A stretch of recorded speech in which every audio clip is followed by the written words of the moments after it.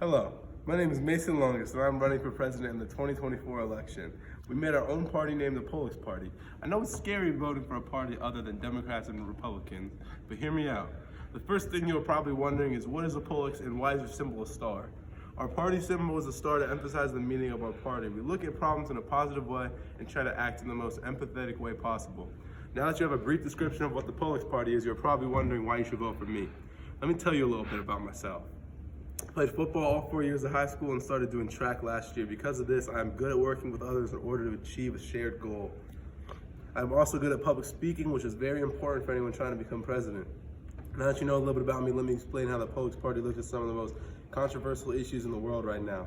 Starting with immigration, it is supported and we feel that the immigration process should not be as strict and more welcoming for families. We as a country shouldn't make people feel as if they need to sneak in. We have a free country and we are lucky, but sadly others aren't as lucky. We want the good people to be able to experience the choice we have with our lives.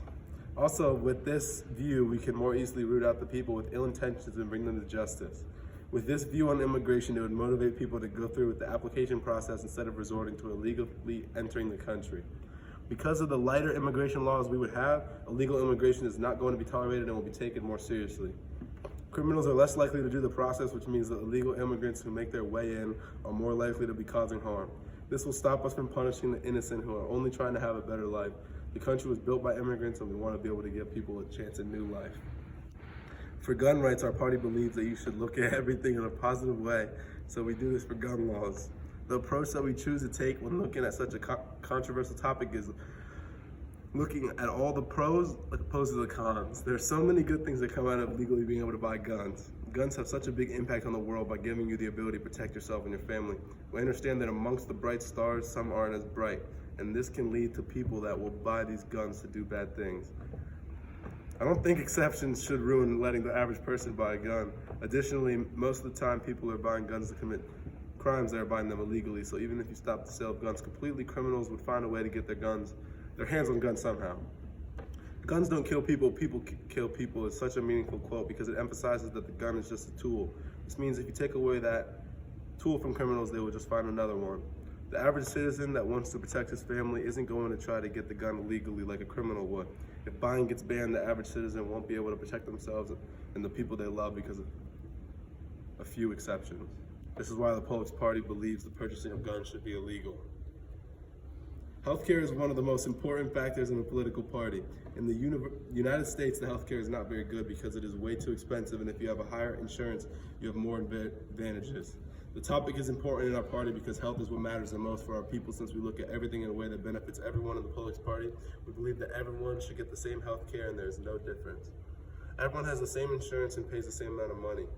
There would be no difference between anyone and everyone would be treated equally while paying the same amount of money for insurance. A research question, should access to health care, especially in life-threatening situations, depend on whether you can afford it, was answered by Robert C. Hughes,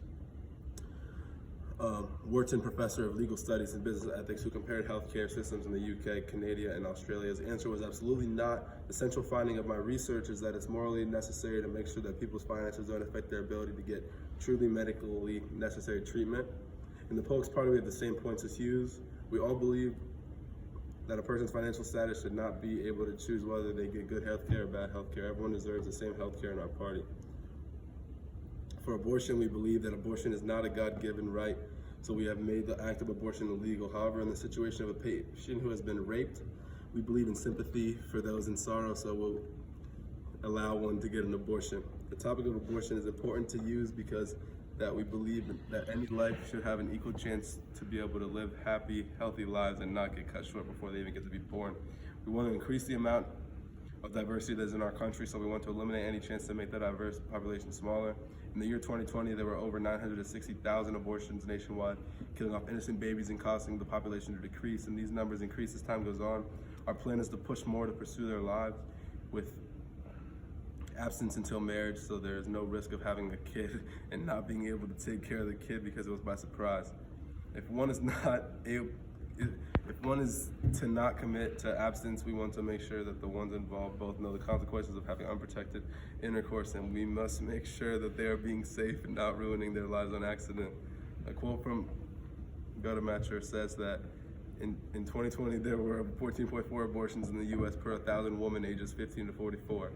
Its data shows the rate of abortions among women has generally been declining in the U.S. since 1981, when they reported there were 29.3 abortions per 1,000 women in that age range. We want to decrease these numbers drastically and make sure we minimize the numbers of abortion. That is how we feel on all those 4 topics, and vote the Pollux Party.